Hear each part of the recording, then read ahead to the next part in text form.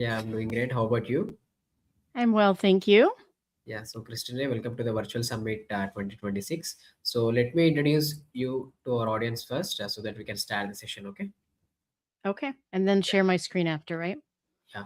So, ladies and gentlemen, we welcome our next speaker, Dr. Christine. So, she is a PhD and internationally recognized therapist and resilience scientist, counseling psychologist, educator, author, and founder of the award-winning Center for Authentic Resilient Empowerment. It is called short form CARE. With over 25 years of experience in resilience science, positive psychology, women empowerment, and mental health. So she has delivered more than 450 national and international presentations, collaborated across 23 countries, and published over 25 peer-reviewed scholarly works, and teaches psychology at multiple colleges in the United States. So that was a wonderful bio, Christine. So she has a lot of experience in speaking field. So and all the best, and all the stage is yours. Thank you so much for that very warm introduction. I'm going to share my screen here, and hopefully you can see that. Today, I'm going to be talking about resilience from the perspective of leadership, especially for global women leaders. And again, my name is Christina Guybe, and I do have master's and doctoral level training in counseling psychology, and founded Care Resilience to help individuals, groups, and businesses to cultivate their own unique individual character strengths, innate character strengths, and then how to utilize those to become more resilient and thrive and flourish in all the different areas of their life. So, since we have already gone through the introduction, I don't have to go through that again. And if you want more information, you can reach out on any of the QR codes that I have posted, and that will take you directly to my website, which will help you to contact me if you'd like to work with me further on becoming more resilient and how to flourish. So, interestingly enough, for resilience, resilience is a very historic concept. You can read about it in very old history books through different poets, and I'll talk about that as we go through this presentation. But now we have the added benefit of 50 years of evidence based scientific research behind this concept that started around the mid 1970s, initially with kids that were at risk and with war veterans. But now this concept is something that can be applicable to any kind of difficulty or challenge that people are going through, and also can be applicable to all ages. And here in specific, we're going to be talking about the things that women go through, and then how to help them to become more resilient in that regard. Okay. So many times in our life, I'm sure we have felt like this, kind of carrying the weight of the world on our shoulders. And that's because, unfortunately, adversity is a part of life. It comes with life, unfortunately, but it doesn't have to control us. Adversity exists, but the good news is that resilience also exists. And not every hardship will lead us into a traumatic experience, but can also lead us into resilience. One of the most interesting kind of common recent studies that we have is from a couple of years ago, right after all of the worldwide global COVID shutdowns, and we're still getting kind of data on what happened during COVID to our mental health and to our families and our relationships and things like that. But what was interesting in that study, just a few years after COVID shutdowns, was that 63% of adults said that they were forever impacted and changed by things like COVID. They had experienced a lot of grief and loss and hardships. And still, we experience some of these issues. Some people still have money, financial issues. The fuel prices are soaring, inflation is soaring. There were, at the times of COVID, there were supply chain issues, and there's still war and global uncertainty and isolation. And so, those things are more larger things that we really can't necessarily control, but we can control our own lives. And we find that when we have community and understanding of resilience, we can overcome the challenges that are in our personal lives, but also in our global community. In general, stress is something that can happen from good things and also from difficult things or challenging things. So, stress is something that happens from, let's say, you get a promotion, which is a great and wonderful thing, but this will lead to more responsibilities, maybe more time at work. And so, those kinds of things can come from stress, can come from good things as well as from difficult things like, people that have lost their jobs or lost a loved one or something like that. So stress can come from both angles. And we either adjust and adapt to those things or we maladapt to the difficulties and stress. And hopefully, by the end of today, when we learn about resilience, we will learn on how to adjust ourselves appropriately to the demands that we have, so that we're not constantly experiencing difficulty. The issue is that not all stress again is bad. If stress is in this optimal range, the yellow and the green zone, this is an optimal level of stress that will help us to stay focused and motivated, and it will prevent us from being inactive or bored. But if stress accumulates without something to balance it, like resilience skills or like social supports or like things that are beneficial, then we get exhausted and fatigued and panicked and burn out and become anxious. Lots of things I'm sure you can name that relate to stress, things that are related to an overambitious schedule or finances or not enough free time. Stress can happen from everyday things like traffic or technology. Stress can also happen from being over kind of stimulated, having not enough alone time, or even not spending enough time with people that we love that can support and encourage us. It can also be related to not enough downtime as a result, or difficulties in our relationships and our families. And additionally, since we're kind of talking about women in particular in this conference and empowering her, I think is the theme, we want to talk about women and burnout and how that relates to resilience as well. Statistically, women still tend to burn out and be more stressed than men. And they're more affected by burnout, in particular for women that are both moms and working outside the home and holding multiple roles. In a LinkedIn study that was fairly recent, they found 5,000 people, especially Americans. 74% of those women were sometimes more stressed versus 61% of men, and found that mothers in paid employment were more likely to experience anxiety and stress and burnout and things like that more than the dads. There's also some issues globally that women get paid less for the same amount and type of work. They're also less promoted. They tend to take some time off sometimes after their children are born, and this prevents them from climbing the ladder, if you will, as quickly as their male counterparts. They also globally tend to parent single family homes a lot more than the single father homes, but there are single father homes as well, of course. And any type of single father or single mother home can relate to some strains and cause them to have some issues because they're working outside and also in the house. So this becomes a silent issue that becomes very problematic. And burnout happens by 1,000 paper cuts, not just one paper cut, because again, we are wearing many, many hats and trying to do many, many things. And unfortunately, we're not always seeking help or helping ourselves and kind of sometimes coasting or being on autopilot. And so, what people see is that you're at the pinnacle, at the top of this iceberg, but what they're not seeing is what's going on underneath, which can be really problematic and challenging.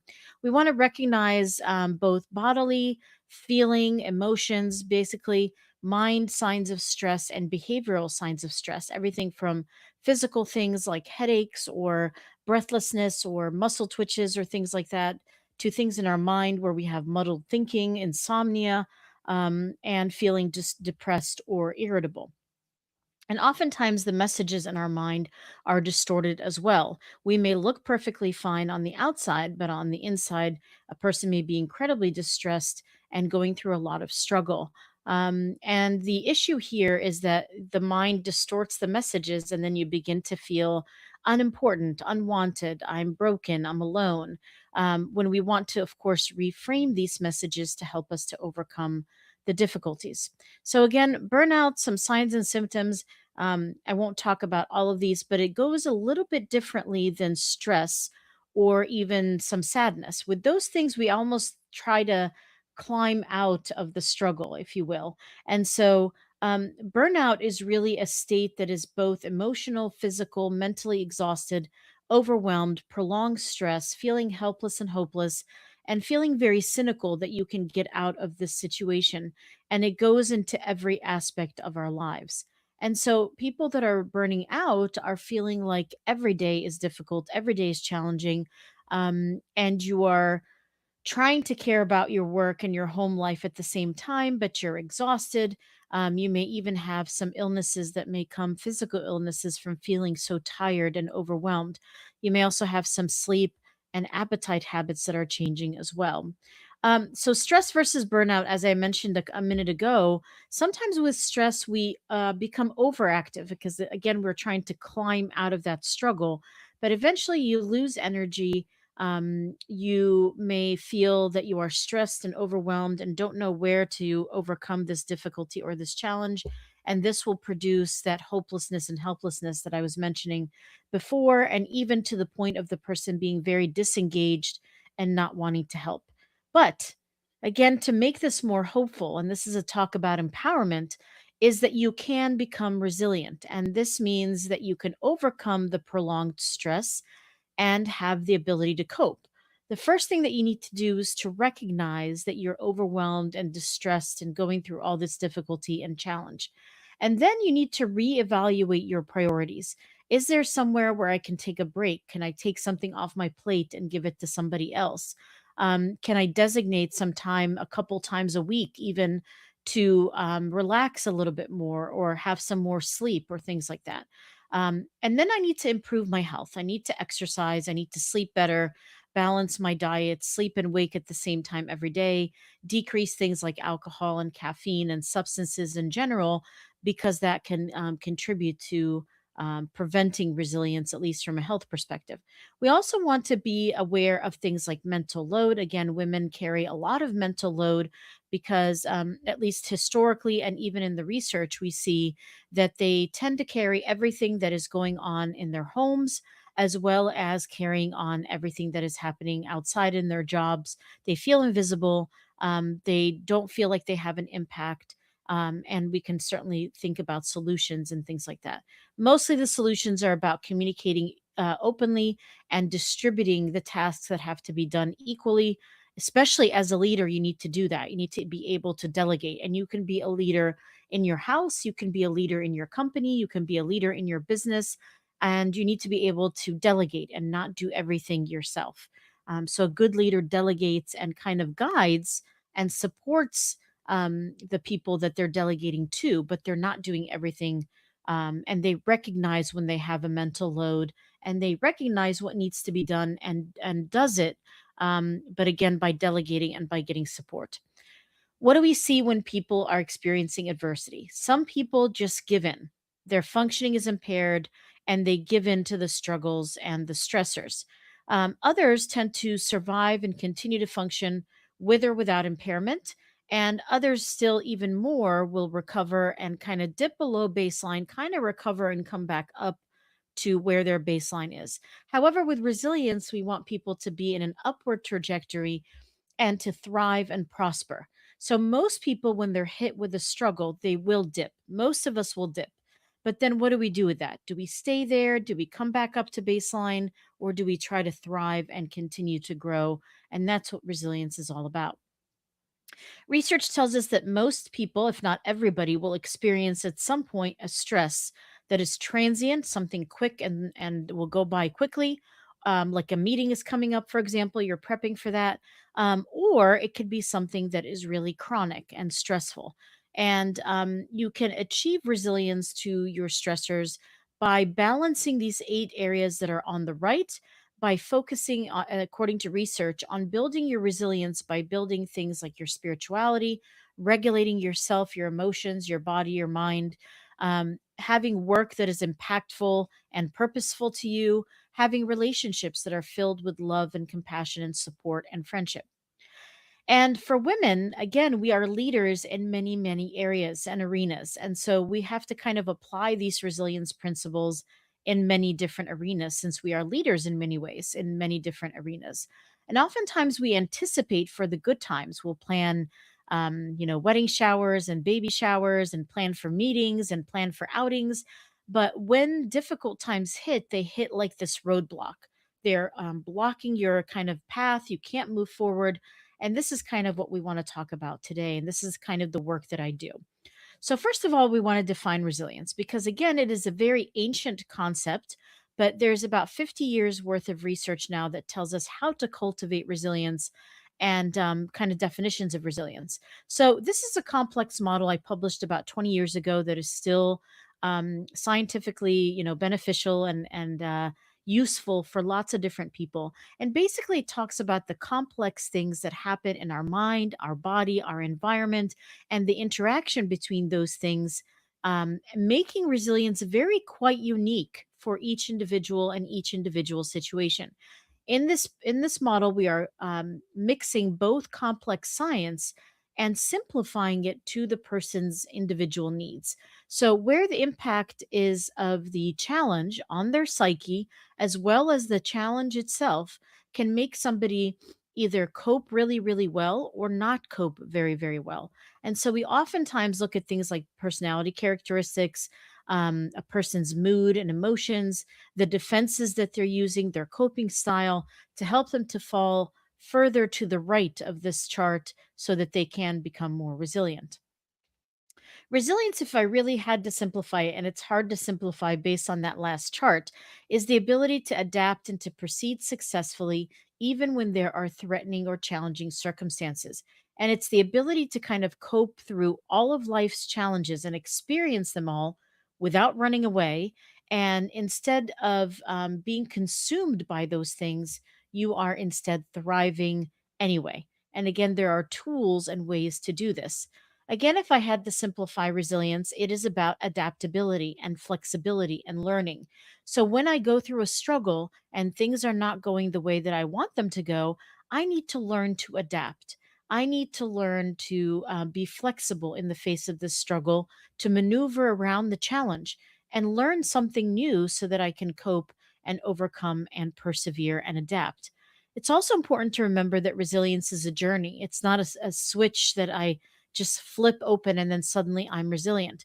There is value in persistence. It's like strengthening a muscle and growing through life storms. There's even perseverance in nature, right? A big giant redwood tree that we have here in the US and California started with a small seed and it grows very deep roots and very high and large heights in that regard.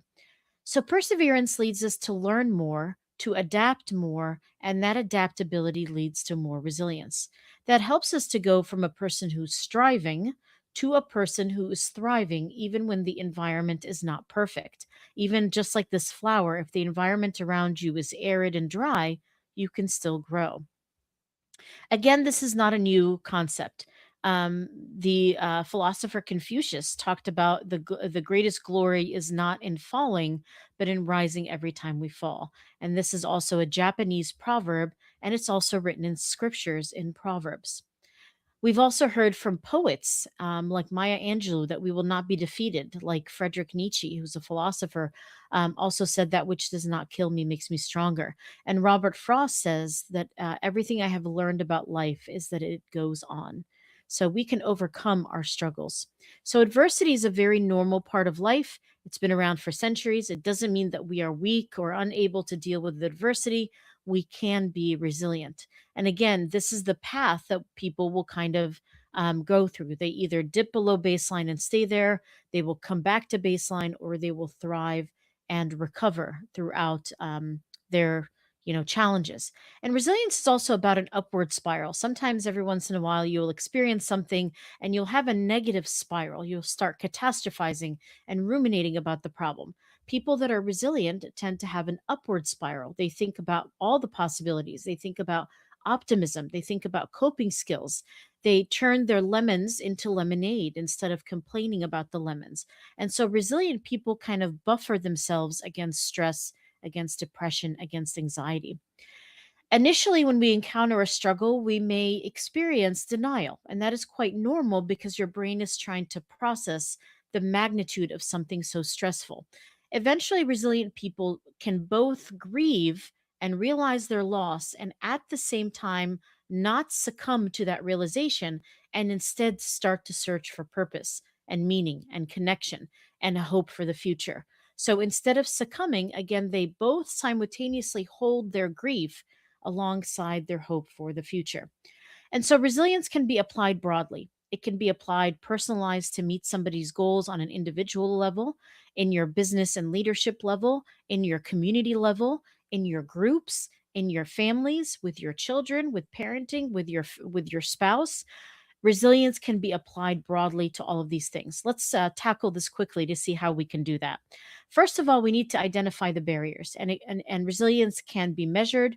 We want to assess the challenges that the person is going through and where they are in their stages of change. Neurologically, where are they? Where are their barriers and obstacles and challenges? And where are patterns that we can break and help them to overcome those difficulties? Again, there's ways to measure resilience. There's ways to measure those character strengths that are on the right of your screen. And therefore, we can use these character strengths to help us to cultivate that flexibility, adaptability, and learning. And we can learn to identify certain emotions that are either hindering or helping your progress. Therefore, we can then walk towards resilience by building greater connections, by being more active in mind, body, and spirit. We can take notice of things and slowly savor the positive experiences that we are having, and we can have continual learning and growth in that regard. We can also give and support to others. Again, we can balance many different areas of our life because balance leads to more resilience. We want to balance how engaged we are in the different areas of our life with positive emotions, positive relationships, greater meaning, and greater accomplishments. We also want to look at balancing things like our spirituality, our physical health, our intellectual health, and our relational and emotional health. And these are all models that have been published that can help us to, again, achieve resilience. Um, and in working with, someone like myself, we would break down all of these areas and see where we can cultivate and grow more resilience. Again, we want to see the different areas of our life being very balanced. For example, when I see people only focusing on things like their finances or their occupation, and they're neglecting things like their emotional health or their social well being or their environmental well being, they tend to not be balanced. And again, balance leads to greater resilience. So I work with folks to help them to kind of balance these different areas of their life. We also want to shift people's perspective to gratitude research. One of the big premier gratitude researchers, Tal Ben Shahar, here, who says that when we appreciate the good appreciates, and we're able to shift our mindset from what is going wrong to what is going right. For example, we can journal, we can savor and slow down, and we can express our gratitude to others. So there's several ways that we can journal through that and work on prompts and understand the things that are going well in our life, which is really important. Research also tells us that resilient people are more curious. They're looking for solutions to problems in novel ways. Again, they are turning the lemons into lemonade rather than bemoaning the lemons. And so they are curious and looking for interesting ways to solve problems. They also dream a lot, and they see the future and hope for the future, and not just daydreaming where you're kind of floating away, but having actual goals and dreams of things they want to pursue. Resilient people tend to savor, and research tells us that when we slow down and we savor, we tend to experience those positive things and bank them in our mind to then withdraw from when things are going poorly. So when we savor, we slow down and bank those memories in our mind to be utilized later during a rainy day. Another way to manage burnout and to become more resilient is to be passionate about what you do. Find your purpose. Find what you love. Find what the world needs. Find what you can be paid for and what you are good at. In the Japanese culture, this is called ikigai, a very interesting word there, but it basically means a reason for living. And it helps us to focus on what we're passionate about and what we love. And that helps us to be more resilient. Again, there are 24 character strengths that you can focus on. These are innate character strengths that we all have. They differ than talents. Talents are not things that are grounded in morality. They can be things like I'm talented at basketball, or I'm talented at baking, or I'm talented at playing the piano. But these are moral principles that universally have been found in people. And the more that we rely on these and lean on these, the happier that we will become and the more resilient that we are. So again, I work with people to cultivate these 24 character strengths and identify them from a scientific perspective to help them to move on.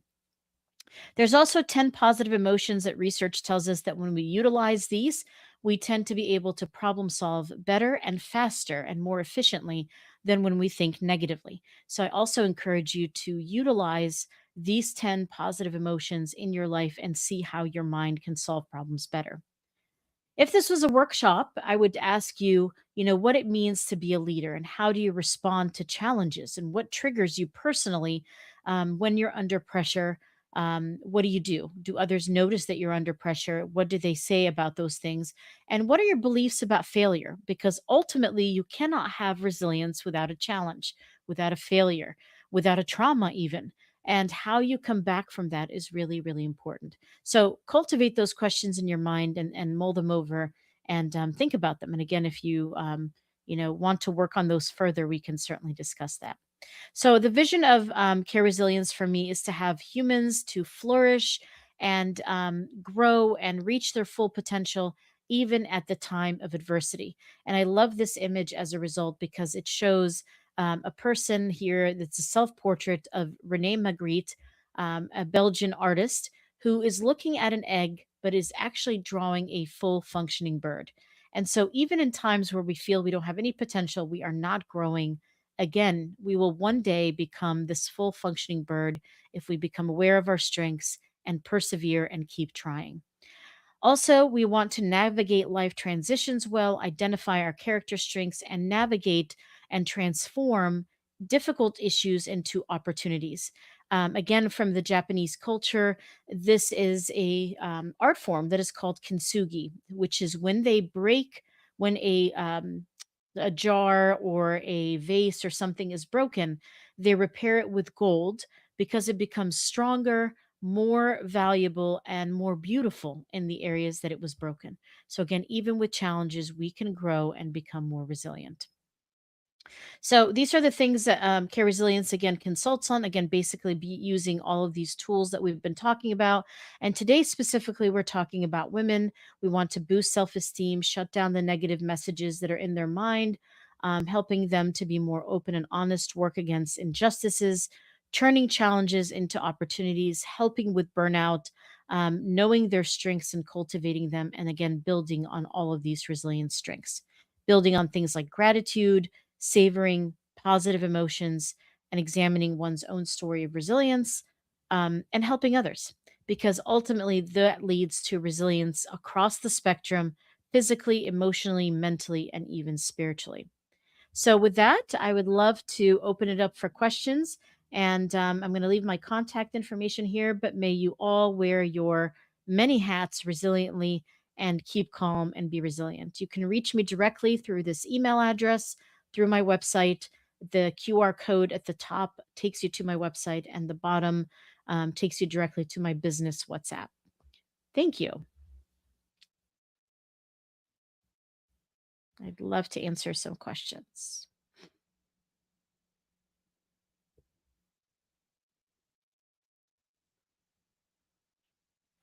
So, just reading some of the questions here. What are the biggest barriers that prevent people from becoming resilient? Great question about how they can overcome. Some barriers are some negative thinking about their abilities or what they can accomplish. And again, we all have strengths. There's 24 of them that have been identified through the research, which is very positive, hopeful kind of information.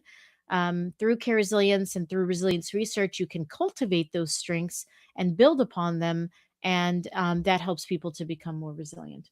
How can educators and parents cultivate resilience in the next generation of leaders from an early age? And that's a good point as well. There is no age that is too early or too elderly of an age that is too late.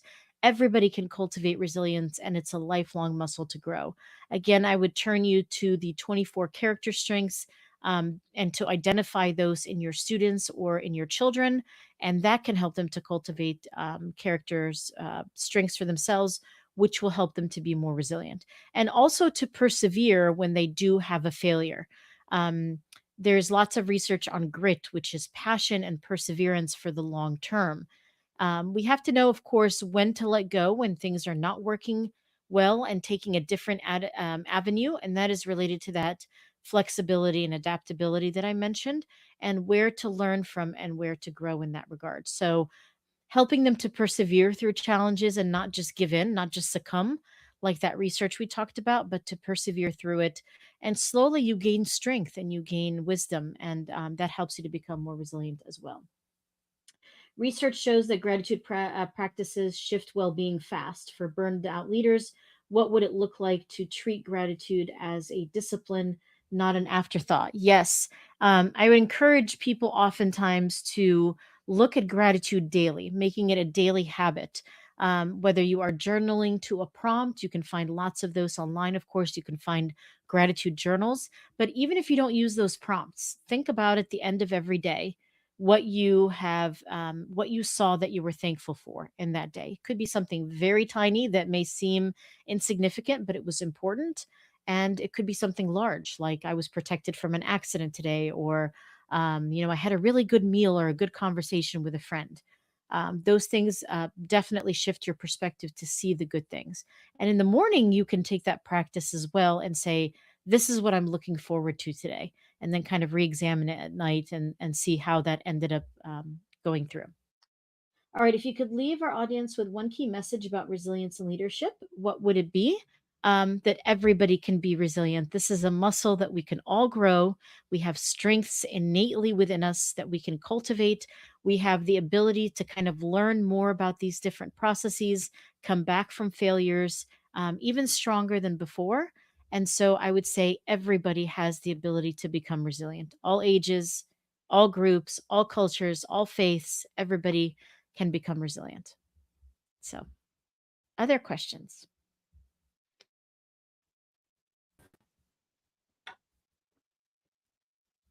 Yeah, Christine. So thanks for Thank your you. valuable words. So you have almost answered all the questions from Karen, Dr. Darshall, and Joan and Jessica. Mhm. And so we do have another question from Rita. So what habits or daily practices do you personally recommend for building long-term resilience? Yeah, great question. Looking where your strengths come out, things like courage and creativity and love of learning, knowing when those 10 positive emotions come out. Again, things like love and joy and hope and perseverance. When do you utilize those? And when do you notice there are weaker times? Is it a certain person, maybe even that you need to put a boundary on, or a certain place or a certain job if you're feeling drained after those experiences? Then that is not cultivating your resilience. So there are areas where we need to put more boundaries, and maybe even leave some things. We've talked about the burnout in that slide. One of it was recognizing, but then also kind of repairing by what things do I need to get rid of? What things do I need to kind of prune? If you've ever seen a gardener work, they prune the dead leaves out of the tree so new things can grow. And so oftentimes we cling and hold on to things that are no longer healthy. But if we want to be resilient, we need to let go of those things and put a boundary on other things, and again, cultivate what is working and have gratitude, as we've talked about.